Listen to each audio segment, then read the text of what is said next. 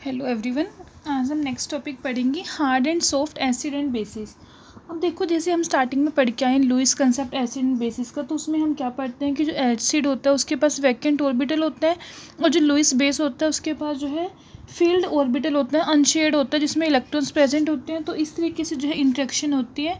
Lewis acid क्या करेगा, Lewis base से इलेक्ट्रॉन्स एक्सेप्ट करेगा और ये आपके पास जो है स्टेबल कॉम्प्लेक्स बन जाएगा AB। ओके। अब इसी चीज़ को कि स्ट्रॉन्ग एसिड और स्ट्रॉन्ग बेस जो होते हैं वो स्टेबल कॉम्प्लेक्सेस बनाते हैं। तो इसी चीज़ को एक्सप्लेन करने के लिए कि जैसे हमारे पास कुछ ऐसे लिगेंड्स हैं जो स्टेबल कॉम्प्लेक्सेस बनाते हैं हैवियर आयंस के साथ, कुछ ऐसे लिगेंड्स हैं जो स्टेबल कॉम्प्लेक्सेस बनाते हैं ऐसे एटम्स के साथ जिनके पास वैकेंट डी ऑर्बिटल जो है वो बिल्कुल एम्प्टी है, उसमें कोई भी इलेक्ट्रॉन नहीं है। तो किस तरीके से बॉन्डिंग होगी, मतलब कि कौन से एसिड जो है कौन से बेसिस के साथ इंटरेक्ट करेंगे, उसके लिए जो है हमने एसिड एंड बेसिस को जो है यहाँ पे कैटेगराइज किया है। कैटेगराइज किस तरीके से किया है, मतलब कि हमारे पास दो क्लासेस है। First class A metal ion and class B metal ion.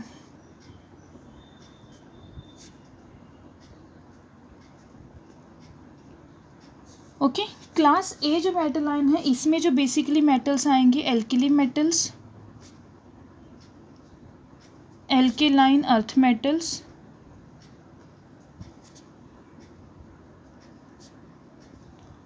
Light transition metals, transition metal जो लाइट मतलब कि स्मॉल साइज वाले हैं विद हाइयर ऑक्सीडेशन स्टेट, उनकी जो ऑक्सीडेशन स्टेट होगी वो हाई होगी, हाइयर ऑक्सीडेशन स्टेट। बेसिकली ये जो ऐसे एलिमेंट है ये इसमें जो ट्रांजिशन आ रही है फर्स्ट रो वाले ट्रांजिशन मेटल्स आएंगे इसमें, first row transition metals. Okay. और साथ में H पॉजिटिव आयन। इन सभी एसिड्स को जो है हमने क्लास ए मेटल्स में रखा है और इन एसिड्स को सभी को हम बोलते हैं हार्ड एसिड्स। सिमिलर वे में क्लास बी में जो मेटल आयन है उसमें जो है हैवियर ट्रांजिशन मेटल्स, यहाँ पे तो हमने लाइटर ट्रांजिशन मेटल्स लिए, यहाँ पे लेंगे heavier transition metals. Heavier transition metals basically जो हमारे पास सेकेंड एंड थर्ड रो के ट्रांजिशन मेटल्स होंगे वो लेंगे मेनली यहाँ पे। ओके। वो कॉम्प्लेक्सेस फॉर्म करेंगे और ये होंगे किस में, लोअर ऑक्सीडेशन स्टेट में।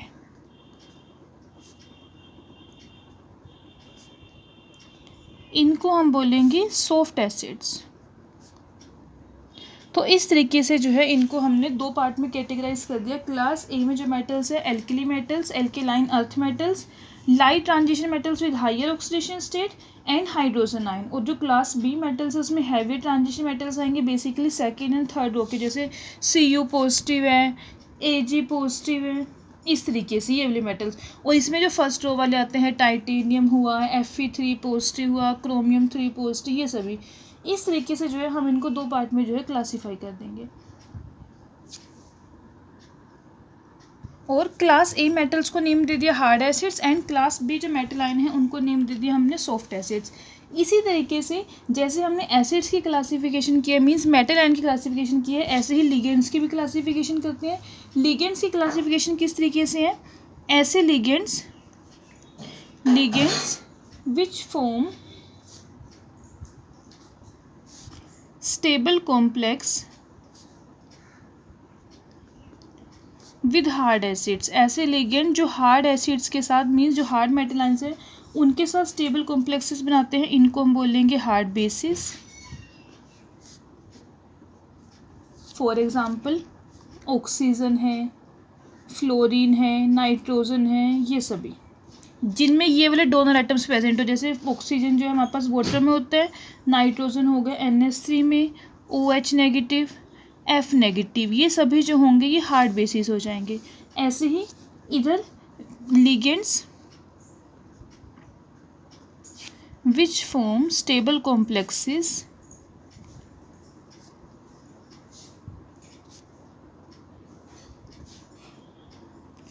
With soft acids. Soft acids के साथ जो स्टेबल कॉम्प्लेक्सेस बनाएंगे इनको हम बोल देंगे सॉफ्ट बेसिस। जनरली ऐसे लिगेंड जिसमें फॉस्फोरस, सल्फर, आर्सेनिक, ये सभी डोनर एटम्स प्रेजेंट हो। For example trimethyl R3 general लिख देती हूँ, PA हो गया, थायोसाइनेट हो गया, इस तरीके से। ठीक है, तो हमने जो है लिगेंड्स को भी मतलब कि लुईस एसिड्स को भी और लुईस बेसिस को भी दो पार्ट में क्लासीफाई कर दिया है, acids, hard acids and soft acids, ऐसे ही bases, hard bases and soft bases. Okay, अब हम जो है यहाँ से आगे ये क्लासिफिकेशन करते हैं कि जो हमारे पास सॉफ्ट एसिड्स हैं वो प्रेफरली बॉन्ड बनाएंगे सॉफ्ट बेसिस के साथ, और जो हार्ड एसिड्स होंगे वो प्रेफर करेंगे बॉन्ड बनाना हार्ड बेसिस के साथ। ओके, फॉर एग्जांपल जैसे हम बात करें इसकी फोस्फीन की बात करें या फिर थायो ईथर्स हैं, उनकी जो टेंडेंसी होगी वो सॉफ्ट एसिड्स के साथ। सॉफ्ट एसिड्स कौन से? Cu positive, Ag positive, Hg2 positive, platinum 2 positive, इन सभी के साथ बॉन्ड बनाएंगे। सिमिलर वे में जो हमारे पास हार्ड एसिड्स हार्ड होंगे जैसे कि अमोनिया है, वाटर है, वो टाइटेनियम के साथ, क्रोमियम के साथ, इन सभी के साथ जो है बॉन्ड बनाएंगे, स्टेबल कॉम्प्लेक्स बनाएंगे।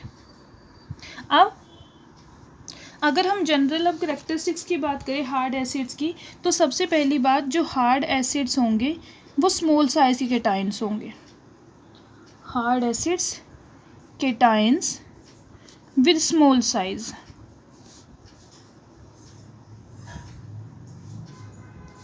Second thing, different oxidation state अगर पॉसिबल है तो इनकी जो है हाइयर ऑक्सीडेशन स्टेट में एग्जिस्ट करेंगे। कोई आइटम है जो अलग अलग ऑक्सीडेशन स्टेट शो कर सकता है, तो हार्ड एस की केस में क्या होगा, हाइयर ऑक्सीडेशन स्टेट में जो है वो आइटम प्रेजेंट होगा हमारे पास।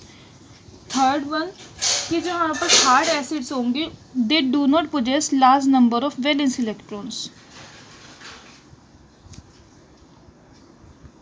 Large number of valence electrons मतलब कि अब ये जो हमारे पास है स्मॉल साइज़ के हैं और इनके जो आउटर इलेक्ट्रॉन्स है, देखो जितने आउटर मोस्ट शेल में इलेक्ट्रॉन्स होते हैं मतलब कि उसकी ज्योमेट्री होती है वो उतनी ही डिस्टॉर्टेड हो जाती है।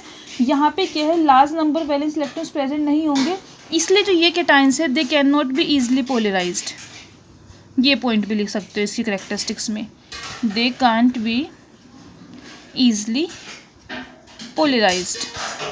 सिमिलर वे में अगर हम बात करें हार्ड बेसिस की, सॉफ्ट एसिड्स की, केटाइंस विद स्मॉल साइज, इसमें आ जाएगा they are the cations with large size. यहाँ पे हाइयर ऑक्सीडेशन स्टेट, यहाँ पे या तो जीरो होगी या फिर लो ऑक्सीडेशन स्टेट होगी। इस केस में क्या है, no large number of electrons और इसके पास जो है होंगे large number of valence electrons, और जब large number of valence electrons होंगे तो डिस्टॉर्ट होंगे, तो इनके लिए आ जाएगा point they can be easily polarised.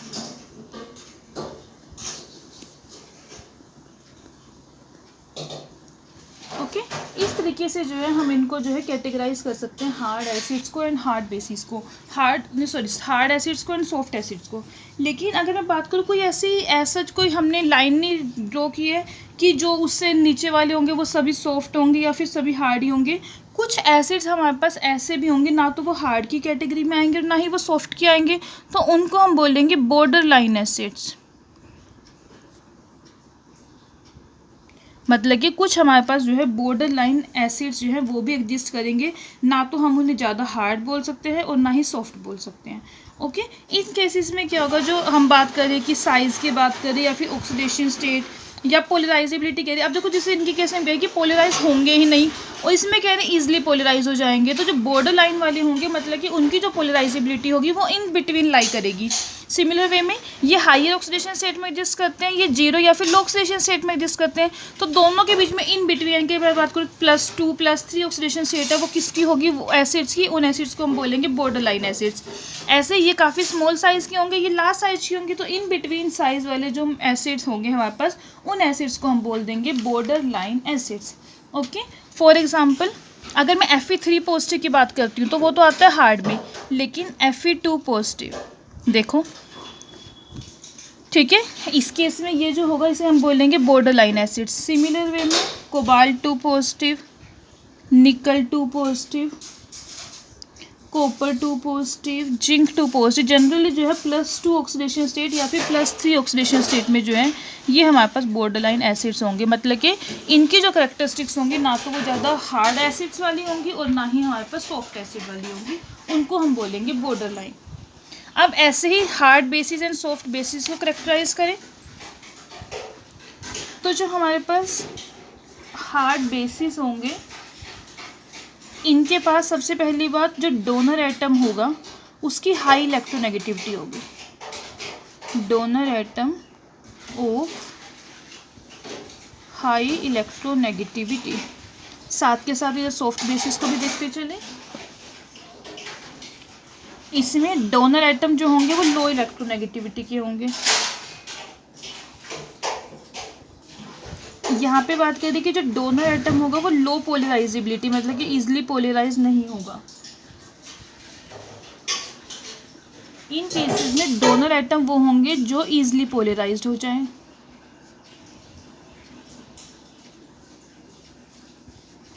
Hard bases जो होंगे they are not easily oxidised.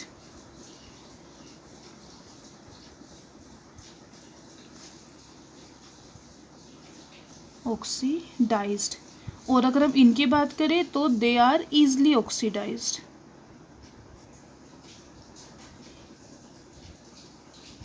ऐसे ही हार्ड बेसिस जो होंगे इनके पास जो ऑर्बिटल्स होंगे, फुल ऑर्बिटल जो होंगे वो लो एनर्जी के होंगे, जिसमें इलेक्ट्रॉन्स प्रेजेंट होंगे। फुल लो एनर्जी ऑर्बिटल होंगे इनके पास। और इनकी अगर हम बात करें empty low energy orbital.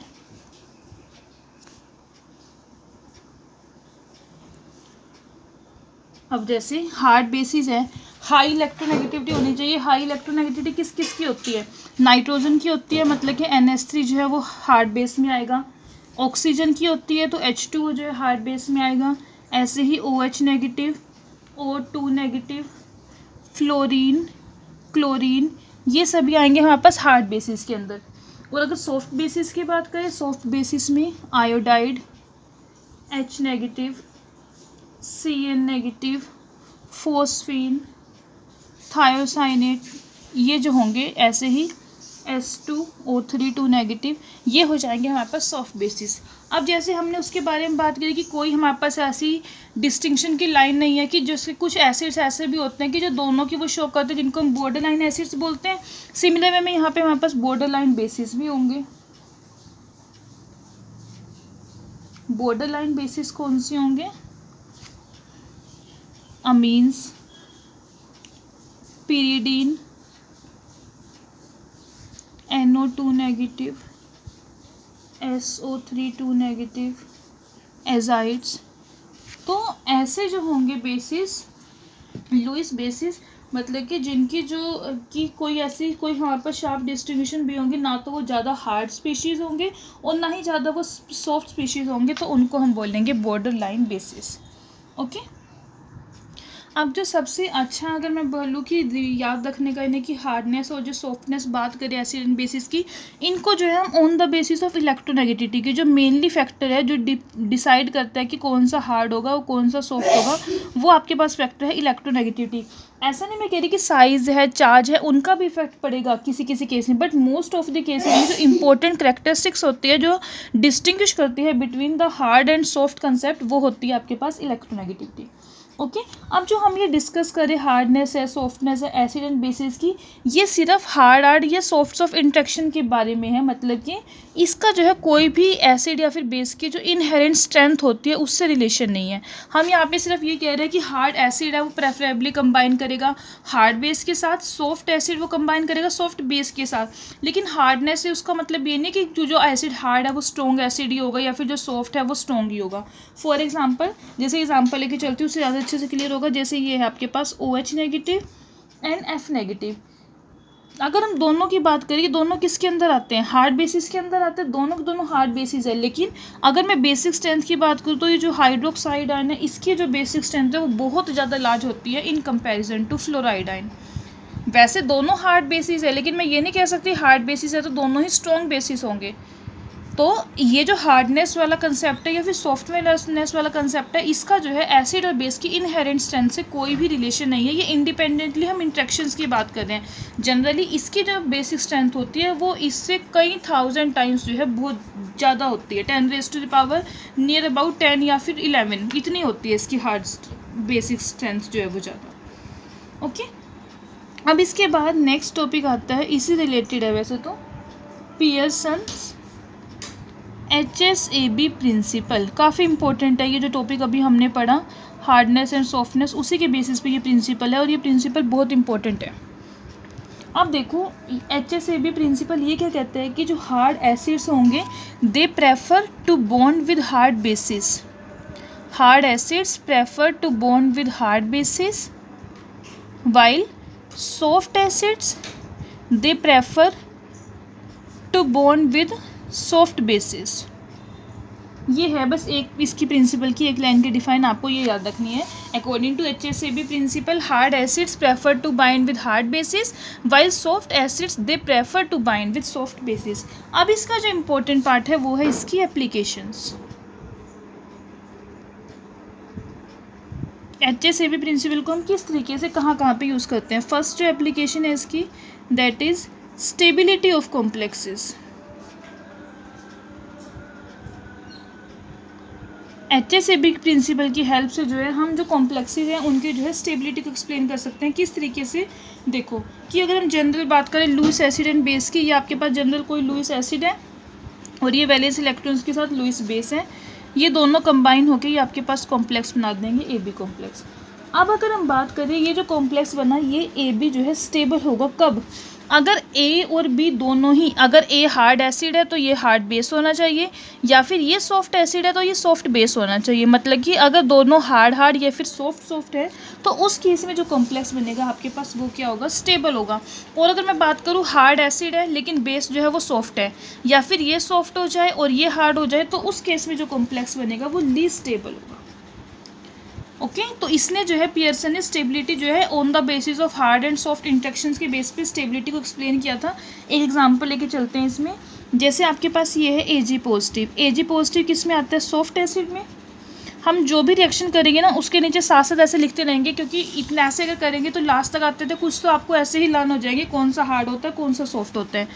Ag positive and I negative क्या है, सॉफ्ट बेस, ये कॉम्प्लेक्स बना देगा AgI2 नेगेटिव। अब ये भी सॉफ्ट एसिड ये भी सॉफ्ट बेस, तो यहाँ पे जो कॉम्प्लेक्स बना AgI2 नेगेटिव ये क्या है, स्टेबल कॉम्प्लेक्स है। बेसिकली जनरली जो क्वेश्चन आता है वो ये क्वेश्चन आता है कि जी AgI2 नेगेटिव है ये एक स्टेबल कॉम्प्लेक्स है, बट अगर मैं बात करूँ AgF2 नेगेटिव की, आयोडीन की जगह पे यहाँ पे फ्लोरीन हो जाए तो वो अनस्टेबल है। उसका रीज़न क्या है, Ag positive plus 2F negative, ये तो फिर से सॉफ्ट एसिड, बट फ्लोराइड जो हमने डिस्कस किया था ये किस में किया था, हार्ड में। इस केस में जो कॉम्प्लेक्स बनेगा AgF2 नेगेटिव। अब यहाँ पे जो इंट्रैक्शन है वो कैसी है, सॉफ्ट एंड हार्ड इंट्रैक्शन है, जिसकी वजह से ये जो कॉम्प्लेक्स होता है ये अनस्टेबल है। और यहाँ पे जो इंट्रैक्शंस हो रही थी वो थी आपके पास सॉफ्ट इंट्रैक्शंस। ओके तो इस तरीके से जो ये पियर्सन प्रिंसिपल है ये स्टेबिलिटी को एक्सप्लेन करता है। मतलब कि अगर आपके पास इंट्रैक्शन सॉफ्ट है तो स्टेबल कॉम्प्लेक्स बनेगा, हार्ड है तो स्टेबल कॉम्प्लेक्स बनेगा। अगर एक सॉफ्ट हो जाए एक हार्ड हो जाए तो उस केस में जो कॉम्प्लेक्स बनेगा वो क्या हो जाएगा, अनस्टेबल हो जाएगा। सिमिलर वे में एक रिएक्शन है ये जो फॉरवर्ड डायरेक्शन में प्रोसीड करती है, lithium iodide plus caesium fluoride, it will give lithium fluoride plus caesium iodide. अब ये जो रिएक्शन है ये हमेशा जो है राइट डायरेक्शन में ही प्रोसीड करती है। उसका क्या रीज़न है, लिथियम एल्कली मेटल हार्ड होगा, आयोडीन अभी हमने ऊपर देखा सॉफ्ट, सीजियम है सॉफ्ट, फ्लोराइड है हार्ड। यहाँ पे इंट्रैक्शंस कैसी है, हार्ड सॉफ्ट और सॉफ्ट हार्ड इंट्रैक्शन है, इसीलिए क्या ये स्टेबल नहीं होंगे तो ये जल्दी से राइट डायरेक्शन में प्रोसीड करेंगे। लिथियम भी हार्ड है, फ्लोराइड भी जो है हार्ड है, ऐसे ही सीजियम सॉफ्ट और आयोडाइड सॉफ्ट। क्योंकि राइट साइड पे जाने पे हमें हार्ड एंड सॉफ्ट इंट्रैक्शंस मिल रही है, इसकी वजह से ये जो रिएक्शन है ये हमेशा जो है फॉरवर्ड डायरेक्शन में प्रोसीड करेगी, कभी भी बैकवर्ड डायरेक्शन में प्रोसीड नहीं करेगी। सिमिलर वे में कोई आपके पास रिएक्शन ऐसी होती है जिसमें यहाँ पे हो कि सॉफ्ट हार्ड और हार्ड सॉफ्ट वाला कंसेप्ट हो तो फिर वो बैकवर्ड डायरेक्शन में प्रोसीड करेगी। क्यों, क्योंकि बैकवर्ड डायरेक्शन में जो हमें इंट्रैक्शंस मिल रही है वो हार्ड एंड सॉफ्ट इंट्रैक्शंस हैं। ओके सेकेंड जो एप्लीकेशन आती है इसकी, prediction of coordination in complexes of ambidentate ligand। ये भी इम्पोर्टेंट एप्लीकेशन है। प्रेडिक्शन ऑफ कोऑर्डिनेशन, प्रेडिक्शन का मतलब होता है कि अनुमान लगाना कि जो कोऑर्डिनेशन होगी। सबसे पहली बात एम्बीडेंट, ये जो मैंने वर्ड यूज़ करा एम्बीडेंट, एम्बीडेंट का मतलब क्या होता है, एक मोनोडेंटेड लिगेंड जिसकी जो है टेंडेंसी ऑफ मेटल के साथ जो है वो एक से ज़्यादा एटम के साथ जो है कोऑर्डिनेट कर सकता है। इसका सबसे अच्छा एग्जांपल है SCN नेगेटिव। ये जो लिगेंड है ये सल्फर के साथ भी कोऑर्डिनेट कर सकते हैं, नाइट्रोजन के साथ भी कोऑर्डिनेट कर सकता है, तो इसलिए इस लिगेंड का हम बोलेंगे एम्बीडेंटेड लिगेंड। अब ये HSA भी प्रिंसिपल है, ये इसको हम यूज़ कर सकते हैं प्रिडिक्ट करने के लिए कि जो मेटल आयन कॉम्प्लेक्स बनेगा एम्बीडेंट लिगेंड के साथ वो कौन से एटम के साथ बनेगा। एक एग्जाम्पल की हेल्प से लेके चलते हैं तो आपको ज़्यादा क्लियर होगा। जैसे आपके पास एक है ये कोबाल्ट NCS2 नेगेटिव और एक है पैलेडियम SCN, यहाँ पे भी 4 लिखो और यहाँ पे भी 4 लिखो, 2 नेगेटिव। अब देखो इस केस में क्या हो रहा है, जो SCN नेगेटिव है एक हमारे पास ये एम्बीडेंट लिगेंड है और यहाँ पे जो हमारे पास कॉम्प्लेक्स बन रहा है। सबसे पहले केस में देखो कोबाल्ट, कोबाल्ट क्या है, हार्ड है, हार्ड है तो ये किसके साथ बाइंड करेगा, नाइट्रोजन के साथ, क्योंकि नाइट्रोजन भी हार्ड है। इसलिए जब इसने इसकी जो लिगेंड है इसकी बॉन्डिंग कोबाल्ट मेटल के साथ थी तो जो बॉन्ड बनाई वो किसने बनाई, नाइट्रोजन एटम ने। लेकिन अगर मैं सेकंड बात करूँ, सेकंड वे में पैलेडियम, पैलेडियम क्या है, एक सॉफ्ट एसिड है, तो इस केस में बॉन्ड कौन बना रहा है, सल्फर, क्योंकि ये क्या है, एक सॉफ्ट बेस है। तो इस तरीके से जो है हम ये प्रेडिक्ट कर सकते हैं कि जो मेटल एटम है उसके साथ जो एम्बीडेंट लिगेंड है वो कौन से एटम के साथ कोऑर्डिनेट करेगा। अगर मेटल आपके पास हार्ड है तो वो हार्ड वाले से कोऑर्डिनेट करेगा, अगर सॉफ्ट है तो वो जो है सॉफ्ट वाले से कोऑर्डिनेट करेगा।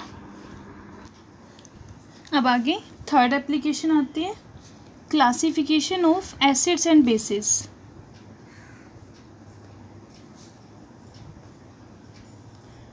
कि HSA भी प्रिंसिपल की हेल्प से जो है हम, अगर हमारे पास कोई बेस है जिसके बारे में मुझे पता नहीं है कि वो कैसा बेस है, तो हम जो है ये प्रेडिक्ट कर सकते हैं कि वो जो बेस है या फिर एसिड है वो हार्ड होगा या फिर सॉफ्ट होगा। कैसे, देखो इसको भी एग्जांपल की हेल्प से समझेंगे। जैसे आपके पास एक ये रिएक्शन है, उस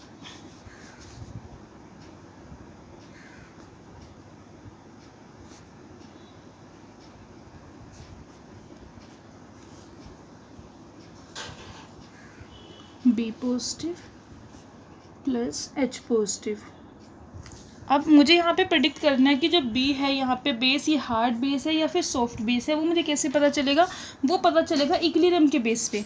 कैसे, अब जो H पॉजिटिव है ये एक हार्ड एसिड होता है, सिमिलर वे में जो CH3Hg positive mercury soft acid होगा। तो इस केस में जो है अगर हमारे पास, हम ऐसे कह सकते हैं B जो है सॉफ्ट बेस हुआ, अगर सॉफ्ट बेस हुआ तो रिएक्शन जो है वो राइट हैंड साइड मूव करेगी। क्यों, सॉफ्ट हार्ड इंटरेक्शन नहीं है सही, और ये सॉफ्ट है यहाँ पे, अगर बेस सॉफ्ट हुआ तो रिएक्शन जो है प्रोसीड करेगी फॉरवर्ड डायरेक्शन में। सिमिलर वे में अगर बी जो है हार्ड होता है तो उस केस में जो रिएक्शन है वो लेफ्ट हैंड साइड में जो है प्रोसीड करेगी। ओके मतलब कि अगर हमारे पास जो है ये बी जो हम यहाँ पे यूज़ कर रहे हैं ये सॉफ्ट होगा तो राइट साइड पे प्रोसीड करेगी, अगर ये हार्ड होगा तो लेफ्ट साइड पे। तो रिएक्शन में जो इक्विलिब्रियम है इसकी मूवमेंट से इसकी डायरेक्शन में किस डायरेक्शन में मूव कर रहा है उससे जो है हम प्रेडिक्ट कर सकते हैं कि जो बेस है यहाँ पे यूज़ हो रहा है वो हार्ड होगा या फिर सॉफ्ट होगा।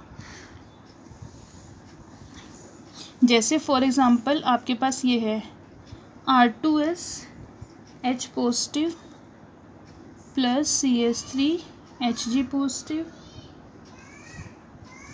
CH3Hg positive Sr2 plus H positive. R2S ये क्या है, हमारे पास एक सॉफ्ट बेस है और एसिड क्या है, हार्ड है। तो रिएक्शन जो है अब यहाँ पे इक्विलिब्रियम का साइन नहीं आने का, अब सिर्फ सिंगल एरो आएगा क्योंकि रिएक्शन जो है यहाँ पे राइट साइड पे प्रोसीड करेगी।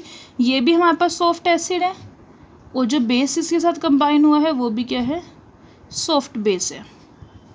तो इस तरीके से जो है हम प्रेडिक्ट कर सकते हैं कि जो एसिड या फिर बेस है वो स्ट्रॉन्ग, वो सॉफ्ट होगा या फिर हार्ड होगा। Fourth one is occurrence of ores and minerals.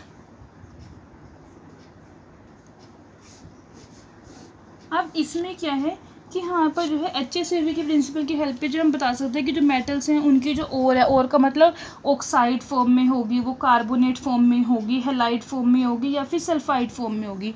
For example जैसे अगर आपके पास जो है हार्ड एसिड्स है, अगर कोई हार्ड एसिड की ओर होगी, हार्ड एसिड Fe3 पॉजिटिव हो गया, क्रोमियम 3 पॉजिटिव हो गया, इनकी जो ओर होगी वो बेसिकली किस फॉर्म में होगी, वो होगी in the form of oxides, halides, halides भी जनरली फ्लोराइड एंड क्लोराइड। क्यों? क्योंकि ये हार्ड आएंगे तो इनके जो और कंबाइन होके आएगी ऑक्साइड वो भी हार्ड वाली में होगी। सिमिलर वे में अगर आपके पास जो है सॉफ्ट होते हैं, सॉफ्ट मेटल आयन हो, soft acids, for example Cu positive, Ag positive, तो इनकी जो जनरली और होगी वो कौन सी होगी, सल्फाइड्स की होगी। क्यों? क्योंकि यहाँ पे जो है स्टेबल कंपाउंड बनेगा soft acid with soft base. तो इस तरीके से जो है कि और जो है किसी भी पर्टिकुलर मेटल की वो किस तरीके की होगी, किस फॉर्म में अकर करेगी, वो जो है हम HCFA प्रिंसिपल की हेल्प से जो है प्रिडिक्ट कर सकते हैं। Last application is poisoning of metal catalyst. आपने वर्ड सुना होगा metal catalyst. Generally catalyst metals होते हैं, कुछ मेटल्स निकल है, प्लेटिनम है, पैलेडियम है, ये सभी वर्क करते हैं एज अ कैटलिस्ट, रिएक्शन को स्पीड को बढ़ा देते हैं। लेकिन कुछ होते हैं इनहिबिटर्स, जिनको हम पॉइजन भी बोलते हैं, मेटल पॉइजन की, वो क्या करेंगे, उस कैटलिस्ट की जो एक्टिविटी है उसको जो है इनहिबिट कर देंगे। तो ये जो आपके पास मेटल्स हैं, निकल है, प्लेटिनम है, पैलेडियम है, ये सभी जो है वर्क करते हैं कैटलिस्ट की तरह। और ये जो मेटल कैटलिस्ट है इनको जो है सब्सटेंस जैसे CO है या फिर unsaturated hydrocarbons, generally olefins, CH2 double bond CH2, ये क्या करेंगे, क्यों? क्योंकि ये जो है हमारे पास सॉफ्ट बेस और ये है सॉफ्ट एसिड, तो अगर रिएक्शन में प्रेजेंट है ये क्या होंगे, मेटल के सरफेस के ऊपर ईजिली एड्जॉर्ब हो जाएंगे और एड्जॉर्ब होने की वजह से इनकी जो मेटल कैटलिस्ट की एक्टिव साइड्स हैं उन एक्टिव साइड्स को जो है ब्लॉक कर देंगे। इसलिए जो है फिर फर्दर जो वो कैटलिस्ट है वो अपना वर्क नहीं कर पाएगा और हम इनको बोलेंगे मेटल की पॉइजन है ये या फिर इनहिबिटर्स हैं, कैटलिस्ट इनहिबिटर। ओके, अब ये तो हमने इसकी एप्लीकेशंस पढ़ ली। अब हमें जो है थ्योरेटिकल बेसिस पढ़ेंगे कि कौन कौन सी थ्योरीज है हार्डनेस एंड सॉफ्टनेस के बेसिस पे। हार्डनेस, थ्योरेटिकल बेसिस ऑफ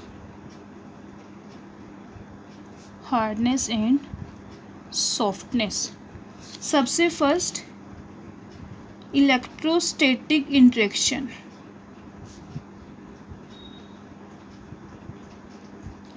इस थ्योरी के अकॉर्डिंग क्या है, हार्ड एसिड और हार्ड बेस इलेक्ट्रोस्टैटिक इंटरेक्शंस कहाँ पे होते हैं, जहाँ पे आयनिक कंपाउंड फॉर्म होते हैं, कि जो हार्ड एसिड्स होंगे, HA से मैं लिख रही हूँ हार्ड एसिड्स, HB से लिख रही हूँ hard basis, they form purely ionic compound. इनके जो कंपाउंड्स होंगे वो प्योरली आयनिक होंगे। हार्ड इंटरेक्शन जो है प्योरली आयनिक होगी।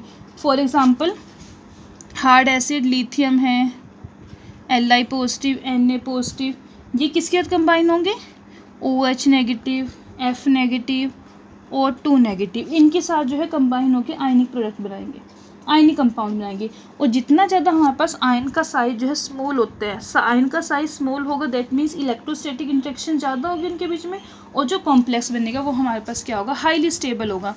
ये हमारे पास जो हार्ड एसिड्स होते हैं हमने पढ़ा था, they are the cations of small size, और हार्ड बेसिस ये भी केटाइंस होते हैं स्मॉल साइज के, एनाइंस होते हैं स्मॉल साइज के।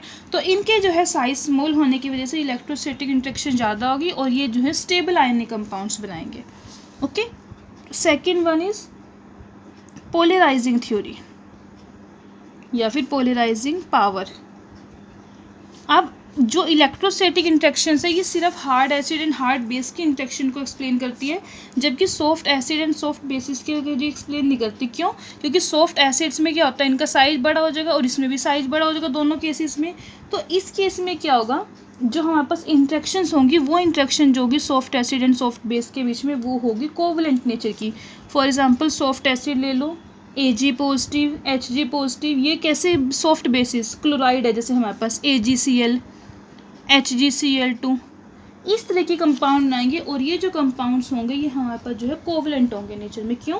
क्योंकि पोलराइजिंग पावर की वजह से ये हमारे पास डी ऑर्बिटल्स के हैं और डी जो इलेक्ट्रॉन्स होते हैं उनकी जो पोलराइजिंग पावर होती है वो सबसे ज़्यादा होती है और पोलराइजिंग पावर ज़्यादा होगी, इसी वजह से जो इनकी जो बॉन्डिंग होगी इनके बीच में वो क्या होगी, ज़्यादा से ज़्यादा एक्सटेंट तक जो है कोवलेंट होंगी। Third one is pi bonding contribution.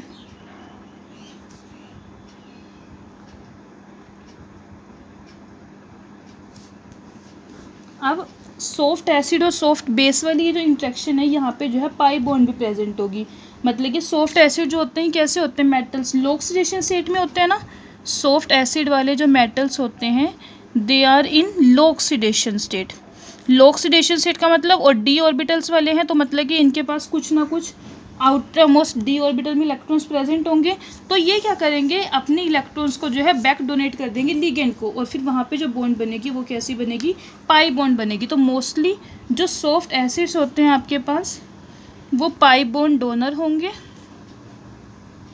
And soft bases जो होंगे they are pi bond acceptor. इस तरीके से होंगे soft acids pi bond donor और जो सॉफ्ट बेसिस होंगे वो होंगे pi bond acceptor. Last one is electronegativity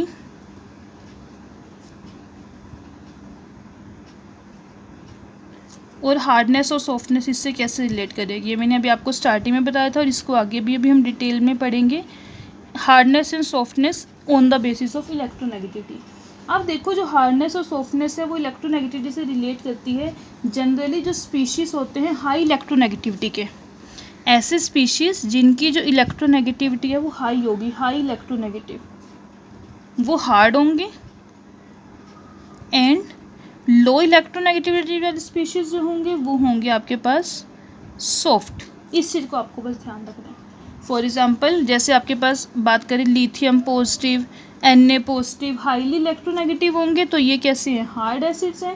लेकिन अगर हम बात करें Cu पॉजिटिव की, Ag पॉजिटिव की, इनकी लो इलेक्ट्रोनेगेटिविटी होती है तो ये कैसे होंगे, सॉफ्ट एसिड्स होंगे। सिमिलर वे में हार्ड एसिड जैसे हमने कहा ऐसे सॉफ्ट एसिड, सॉफ्ट बेसिस और हार्ड बेसिस भी होंगे। ओके, अब ये जो थ्योरेटिकल बेसिस है ये कंप्लीट होती है यहाँ पे।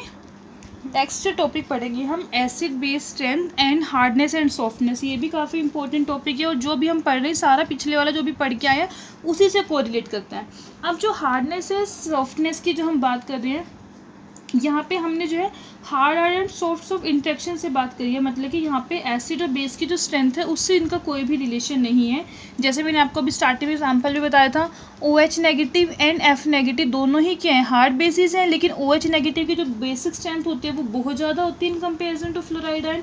सिमिलर वे में SO3 2 negative and ethyl triethyl phosphine, इन दोनों की बात करूँ दोनों ही कैसे हैं, दीज आर सॉफ्ट बेसिस। लेकिन अगर हम बात करें इनकी स्ट्रेंथ की तो ये जो आपके पास है ट्राई इथाइल फोस्फिन, इसकी जो स्ट्रेंथ है बेसिक स्ट्रेंथ वो बहुत ज़्यादा है इन कंपैरिजन टू इट।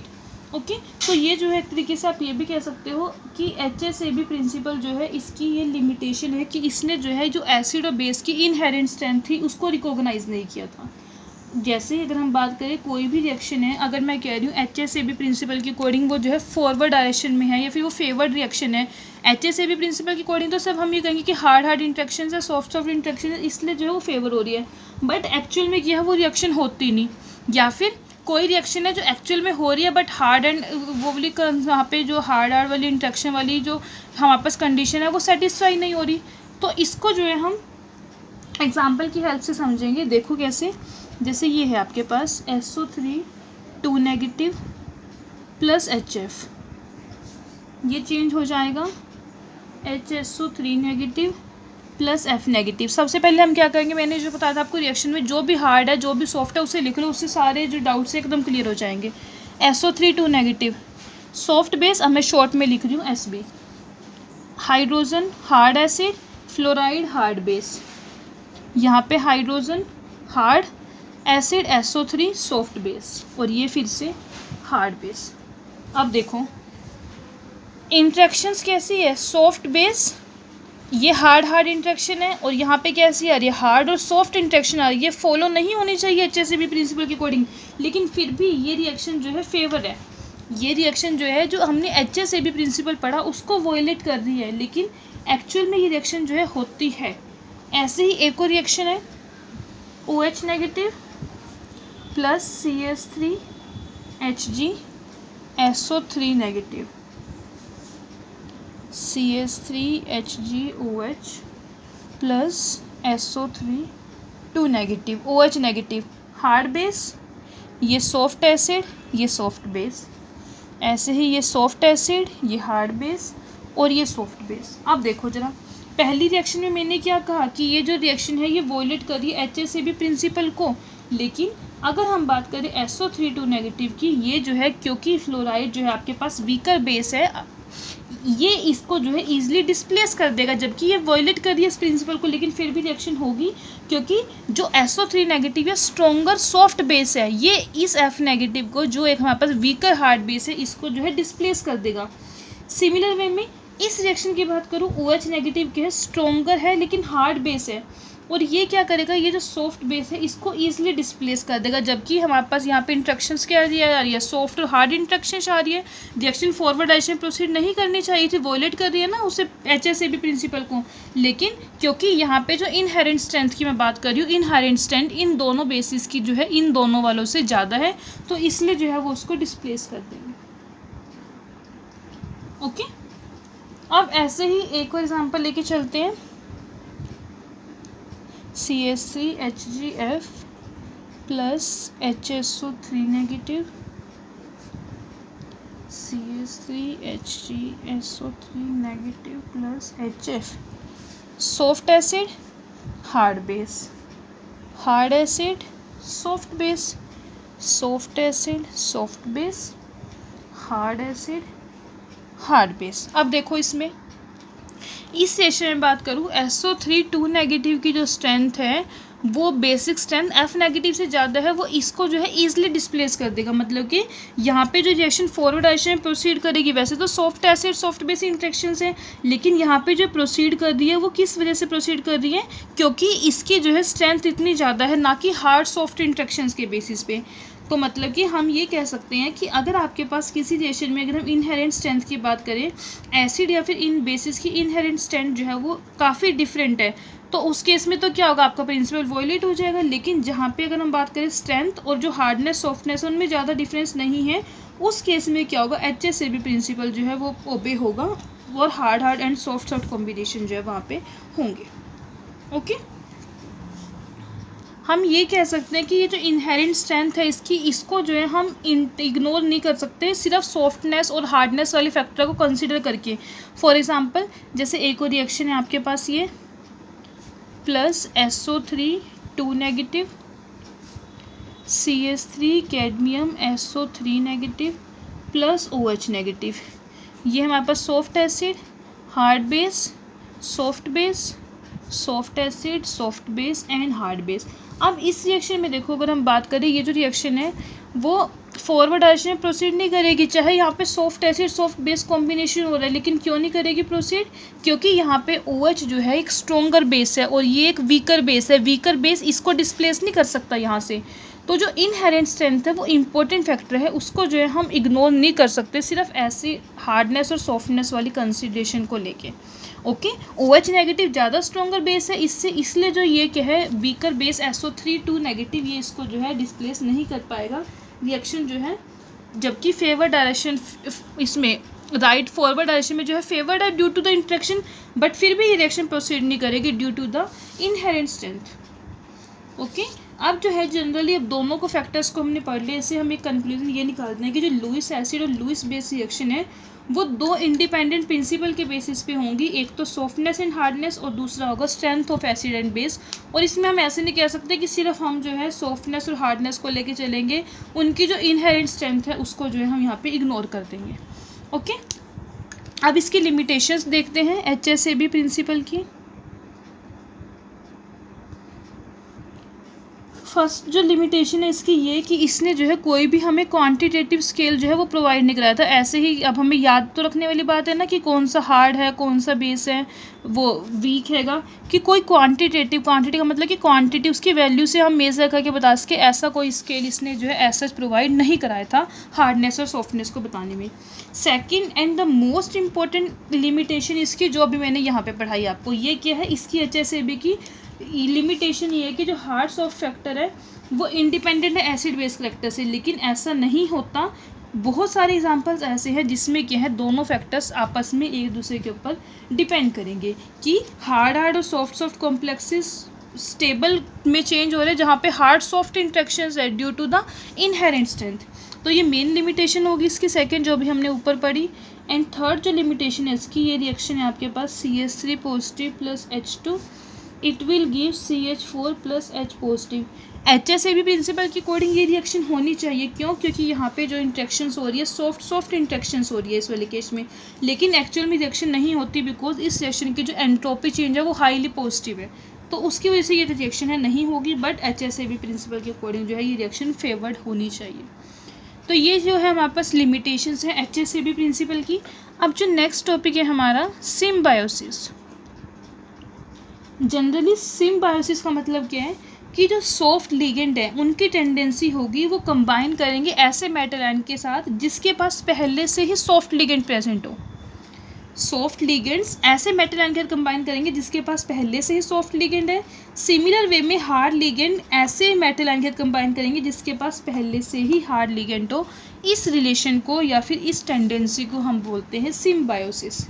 एक एग्जांपल देखो, BF3 F नेगेटिव क्या एक हार्ड लिगेंड है, तो जो F नेगेटिव होगा वो इसके साथ कंबाइन करेगा बोरोन मेटल के साथ। क्यों, क्योंकि इसके पास पहले से ही ये 3 सेम लिगेंड प्रेजेंट है और ये कंबाइन होकर बना देगा BF4 नेगेटिव। सिमिलर वे में H नेगेटिव की एक सॉफ्ट लिगेंड है और ये बहुत ईजिली BH3 के साथ कंबाइन हो जाएगा और ये बना देगा। अब सिम्बायोसिस की वजह से जो है सिमेट्रिकली सब्स्टिट्यूटेड कंपाउंड जो है वो ज़्यादा प्रेफर करे जाएंगे as compare to unsymmetrical substituted compound. Symmetrical मतलब कि चारों के चारों लिगेंड सेम हैं तो इसे बोल देंगे सिमेट्रिकल सब्स्टिट्यूटेड कंपाउंड। ऐसे ये भी क्या है सिमेट्रिकल सब्स्टिट्यूटेड कंपाउंड है, लेकिन अगर मैं बात करूँ देखो ये BF3H नेगेटिव इसको कहेंगे अनसिमेट्रिकल सब्स्टिट्यूटेड कंपाउंड। ऐसे ही BH3F नेगेटिव ये जो है ईजिली चेंज होके बना देंगे BF4 negative plus BH4 negative. Reaction जो है ये ऑलवेज प्रोसीड करेगी इन द राइट डायरेक्शन। अब इसके बाद लास्ट एक छोटा सा इस चैप्टर का एक टॉपिक है, बस एक फॉर्मूला याद करना है। ये इतना ज़्यादा इंपॉर्टेंट नहीं है, लेकिन अभी तक मैंने जो पढ़ाया आज लेक्चर में ये बहुत इंपॉर्टेंट है। Electro negativity and hardness softness. अभी तक तो ये हमने थ्योरेटिकल जस्टिफिकेशन पढ़ी ना इसकी, कि अगर इलेक्ट्रोनेगेटिविटी ज़्यादा है तो हार्ड होंगे और इलेक्ट्रोनेगेटिविटी लो है तो सॉफ्ट होंगे। अब इसको जो है बस हम एक वैल्यू के फॉर्मूले के टर्म में पढ़ेंगे। अब जो ये इलेक्ट्रोनेगेटिविटी जो है काफ़ी इंपॉर्टेंट प्रॉपर्टी है किसी भी एसिड को क्लासीफाई करने के लिए एज हार्ड एसिड और हार्ड बेसिस, सिमिलर वे में सॉफ्ट एसिड और सॉफ्ट बेस। तो इलेक्ट्रोनेगेटिविटी का मतलब सिर्फ यहाँ पे हम ये नहीं लेके चल रहे कि किसी भी मॉलिक्यूल के फिर किसी भी एटम की टेंडेंसी वो इलेक्ट्रॉन्स को जो इलेक्ट्रॉन है उन्हें अपनी तरफ अट्रैक्ट कर सके, बट साथ साथ जो इलेक्ट्रोनेगेटिविटी का मतलब है यहाँ पे वो ये भी है कि किसी भी आयन की ये टेंडेंसी वो रिएक्शन में जो है पार्टिसिपेट करे। फॉर एग्जांपल अगर मैं लिथियम की बात करूँ, लिथियम तो इलेक्ट्रोपॉजिटिव नेचर का है, या फिर कहूँ कि इसकी जो इलेक्ट्रोनेगेटिविटी है वो तो बहुत लो है, लेकिन अगर ये चेंज होता है लिथियम पॉजिटिव में तो अब इसकी जो है काफ़ी स्ट्रॉन्ग टेंडेंसी है प्रोटॉन्स को अपने साइड अट्रैक्ट करने की। इसलिए हम क्या करेंगे कि Li पॉजिटिव की जो इलेक्ट्रोनेगेटिविटी है वो क्या होगी, हाई होगी, और हाई है इसीलिए जो ये है कि हमारे पास हार्ड एसिड्स हैं। सिमिलर वे में ट्रांजिशन मेटल्स की बात करें, ऑक्सीडेशन स्टेट में Cu पॉजिटिव Hg पॉजिटिव, इनकी जो इलेक्ट्रोनेगेटिविटी है वो लोअर वैल्यू है, इसीलिए इनको जो है ये होते हैं सॉफ्ट एसिड्स। तो इस तरीके से जो है हम यहाँ पे इलेक्ट्रोनेगेटिविटी के बेसिस पे जो है मतलब कि electronegativity help to explain the hardness and softness. एक हमारे पास फॉर्मूला होता है साइंटिस्ट एक मलिकर एंड जेफे उन्होंने दिया था, Xi is equal to A plus B delta. Delta है यहाँ पे पार्शियल चार्ज, Xi उसकी इलेक्ट्रोनेगेटिविटी की उसको हम मेजर करेंगे, ठीक है, और A हो गया कि जो आपके पास न्यूट्रल एटम है उसकी कितनी इलेक्ट्रोनेगेटिविटी है, electronegativity of neutral atom. B जो हम यहाँ पे लेके चल रहे हैं ये है कितना चेंज हुआ इलेक्ट्रोनेगेटिविटी में अगर उसके ऊपर चार्ज आ जाए। तो न्यूट्रल एटम है और यहाँ पे आएगा rate of change of electronegativity with charge. Charge आने से स्पीशीज़ के ऊपर उसकी इलेक्ट्रोनेगेटिविटी में कितना चेंज हुआ वो होगा बी, और इस बी को हम बोलते हैं इसी वजह से चार्ज कोफिशिएंट। ओके, तो अगर हमारे पास लार्जर, सॉफ्ट और पोलराइजेबल, मैं 3 वर्ड यूज़ कर रही हूँ, large, second thing soft and third polarize है, तो उनकी जो वैल्यू होगी बी की वो लो वैल्यू होगी। सिमिलर वे में small, hard and non polarisable, उनकी जो बी की वैल्यू होगी वो क्या होगी, हाई वैल्यू होगी। Large, soft and polarisable atoms, इनकी जो बी की वैल्यू होगी वो लो होगी बी की वैल्यू। सिमिलर वे में small, hard and non polarize atom, इनके जो बी की वैल्यू होगी वो लार्ज होगी, लार्ज बी वैल्यू। फ्लोरीन की बात करें, फ्लोरीन की जो है काफ़ी हाई वैल्यू है बी की, इस तरीके से। ओके, अब इसके बाद जो है इसी में एक क्वांटिटेटिव मेजरमेंट के लिए एक टर्म आती है एब्सोल्यूट हार्डनेस। एब्सोल्यूट हार्डनेस, ये तो नॉर्मल हमने इलेक्ट्रोनेगेटिविटी लिया, एब्सोल्यूट हार्डनेस जो है इसको हम डिफाइन करते हैं, डिफरेंस लेंगे between the ionization energy and electronegativity, और इसका ले लेंगे 1/2। मतलब कि एब्सोल्यूट हार्डनेस क्या है, 1/2 of the difference between the ionization energy and electron affinity. I है उसकी आयनाइजेशन एनर्जी, ए है उसकी इलेक्ट्रोनेगेटिविटी, इन दोनों का जो डिफरेंस होगा उसका जो हाफ होगा वो होगी यहाँ पे एब्सोल्यूट हार्डनेस। और फिर यहाँ पे जो है जो हार्डनेस की डेफिनेशन है इसको थोड़ा सा मोल्ड किया गया एब्सोल्यूट इलेक्ट्रोनेगेटिविटी बनाने के लिए, xi is equal to 1I + A divided by 2। ये हमारे पास जो है ये क्या हो जाएगी, एब्सोल्यूट इलेक्ट्रोनेगेटिविटी। मतलब कि जो हमने पहले इलेक्ट्रोनेगेटिविटी निकाली थी उसको थोड़ा सा हमने मॉडिफाई किया on the basis of absolute hardness, और ये जो भी इलेक्ट्रोनेगेटिविटी आएगी ये आपके पास हो जाएगी एब्सोल्यूट इलेक्ट्रोनेगेटिविटी। इसके बेसिस पे जो हम वैल्यूज़ निकालते हैं वो वैल्यूज जो है काफ़ी ज़्यादा मैच करती है हमारी एक्सपेरिमेंटल वैल्यूज़ के साथ। ओके, तो बस यही फॉर्मूला था छोटा सा जो आपको याद करना है यहाँ पे, इसमें इतना ज़्यादा और कुछ नहीं है। यहाँ पे आपका ये जो सेकंड चैप्टर है वो कंप्लीट होता है। अब नेक्स्ट लेक्चर में जो है हम अपना थर्ड चैप्टर स्टार्ट करेंगे। Thank you everyone.